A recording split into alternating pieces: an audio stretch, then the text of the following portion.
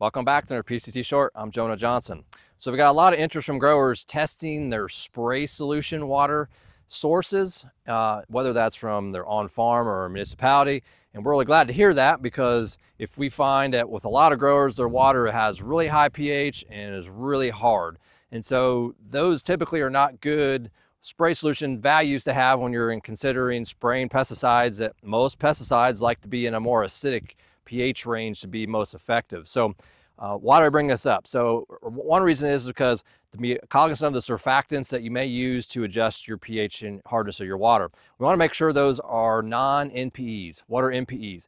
NPEs are nonylphenol ethoxylates, and that's a specific NIS or non-ionic surfactant class that was figured out back in 2007 that induced arrested ear syndrome.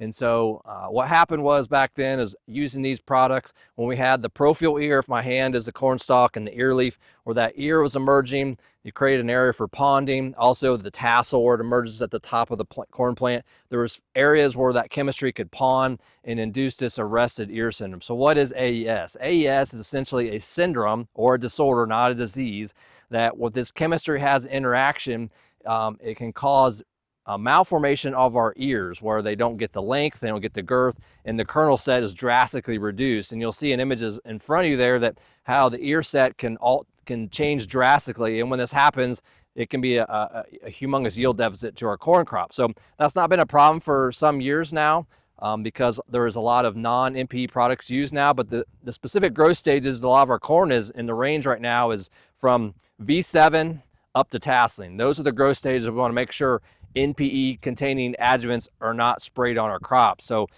non-NPE is paramount, and so make sure you ask the question about that when you're adjusting your water. And for example, within PCT Agitech lineup, our Zephyr 2 is a non-NPE drift and deposition adjuvant, and so that's safe for all of our crops through the entire grazing season, as an example. So if you have further questions, follow us on PCTnutrients.com. I'm Jonah Johnson. Thanks for watching.